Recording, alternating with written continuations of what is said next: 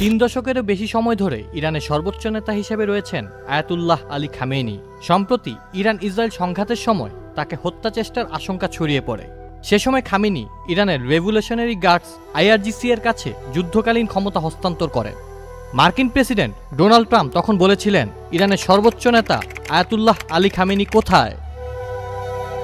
ইরানের president Masoud Pezeshkian নয়, Ayatollah Ali Khamenei কেন আমেরিকা বা ইসরায়েলের টার্গেটে, সেই প্রশ্নও সামনে আসে। কে এই আয়াতুল্লাহ আলী খামেনি? কিভাবে তিনি ইরানের সর্বোচ্চ নেতা হয়েছিলেন? বিশ্বের অন্য অনেক দেশের তুলনায় ইরানের শাসন পদ্ধতি বেশ আলাদা।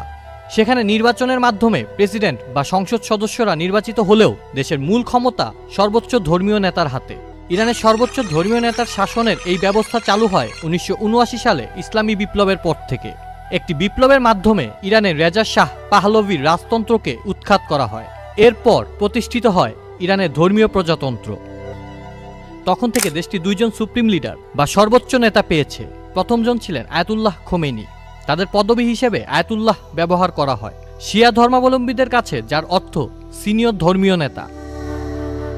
সর্বোচ্চ নেতা হিসেবে আয়াতুল্লাহ আলী খামেনি এখন দেশটির সামরিক বাহিনীর কমান্ডার ইন চিফ। এছাড়া দেশের সব বড় বা গুরুত্বপূর্ণ সিদ্ধান্তে তার সম্মতি দরকার হয়।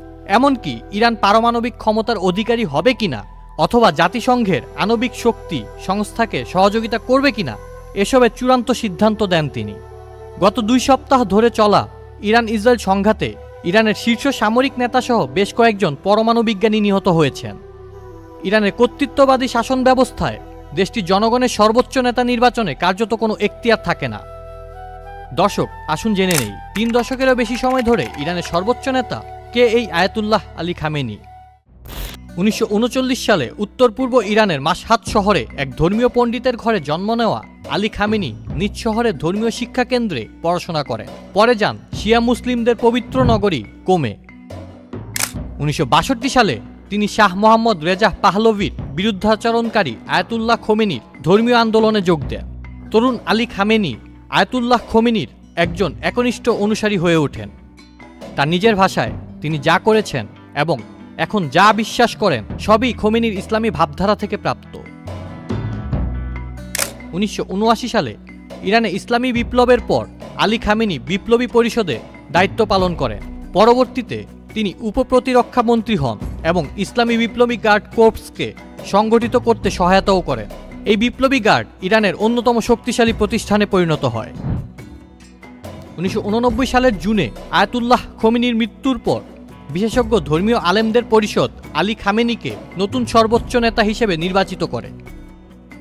ইরানের সংবিধানে তখন আরও একটি পরিবর্তন আনা হয়। প্রধানমন্ত্রী পদ বাতিল করা হয় এবং রাষ্ট্রপতির হাতে অধিক ক্ষমতা অর্পণ করা হয়। আয়াতুল্লাহ খামেনি শাসনামলে বর্তমান প্রেসিডেন্ট মাসুদ পেজেশকিয়ান সহ 6 জন প্রেসিডেন্ট দায়িত্ব পালন করেন, যাদের অনেকেই খামেনির কর্তৃত্বকে কিছুটা চ্যালেঞ্জ করলেও ইসলামী প্রজাতন্ত্রের কাঠামোকে চ্যালেঞ্জ করেননি।